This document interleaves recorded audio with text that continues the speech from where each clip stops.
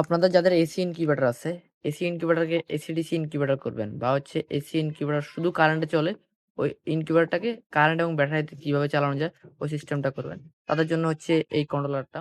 আসসালামু আলাইকুম everyone. Welcome to my আমার খামার। আপনাদের সাথে আছি আমি দেলোয়ার। আজকের এই ভিডিওতে আপনাদেরকে দেখানোর চেষ্টা করব একটা ডিসি কন্ট্রোলার সেটআপ। এই সেটআপটার সাথে আপনারা ২ টা ডিসি বাল্ব পেয়ে যাবেন। ডিসি বাল্বের সাথে হোল্ডার লাগানো থাকলে একটা সমস্যা হয় কি, হোল্ডার গুলা গলে গিয়ে একটা নষ্ট হয়ে যায়। আর আমরা ঝালাই করে দেই, হোল্ডারও কিন্তু আমাদের কাছে আছে। আপনারা বললে আমরা হোল্ডার দিয়ে দিবো। তবে হোল্ডার চেয়ে ভালো হবে ঝালাই করে। সেক্ষেত্রে হচ্ছে আমরা এভাবে ঝালাই করে দেই আরকি এখন বর্তমানে। আমাদের সব মেশিনগুলোতে এভাবে ঝালাই করে দেওয়া হচ্ছে। এই কারণে কন্ট্রোলারের একটা সেন্সর আছে। সেন্সরটা হয়তো খোলাও পেতে পারেন। খোলা পাওয়ার পরে হচ্ছে এখানে যে একটা ইয়ে আছে এখানে লাগায় দিবেন সেন্সরটা। এটা হচ্ছে আপনার ইনকিউবেটরের ভিতরে রাখবেন। যেখান থেকে তাপ দেখতে পারবে কন্ট্রোলারটাতে। এখানে ২ টা তার আছে। এখানে ২ টা তার থাকবে। হ্যাঁ? এখানে ২ টা, এখানে ২ টা আর এখানে ২ টা। টোটাল ৩ টা তার। এখানে ২ টা, এখানে ২ টা, এখানে ২ টা। ৩ টা তারের ভিতরে এই যে ২ টা তার দেখতেছেন, এই ২ টা তার হচ্ছে কন্ট্রোলারটা কিভাবে বুঝবে যে কারেন্ট আছে না নাই, এটা দেখার জন্য আপনার হচ্ছে এই যে ২ টা তার আছে, এটা হচ্ছে আপনার ইনকিউবেটর যে ডিসি ফ্যান আছে, এই ডিসি ফ্যানের গোড়ায় এই ২ টা তার লাগায় দিবেন। তো এটা কিভাবে কাজ করবে আপনাদেরকে এখন বলি।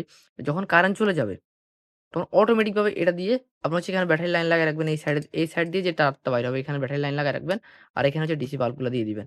আর এখানে সেন্সরটা ইনকিউবেটরের ভিতরে দিয়ে দিবেন।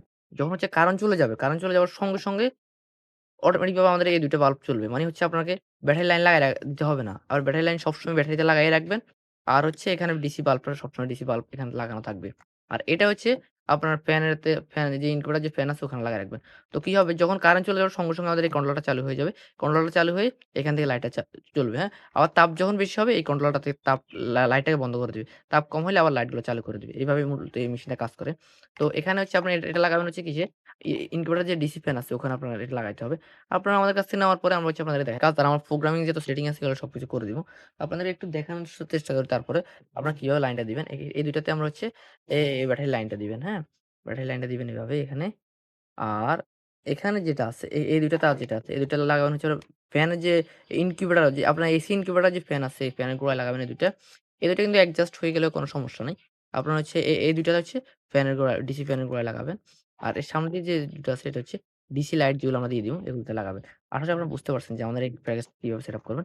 আর এটা হচ্ছে খুব একটা বক্সের মতন করে আমরা বক্স সেটআপ করেছি। সেটা হচ্ছে আপনার ইনকিউবেটরের যে এ ইনকিউবেটরের বক্সের সাথে এটা খুব সুন্দরভাবে অ্যাটাচ করতে পারবেন। এখানে একটা নবের মতন আছে। আপনার পিছনে গ্লু গাম দিয়ে বা যেকোনো গাম দিয়ে এভাবে বক্সের সাথে সেটআপ করে দিবেন।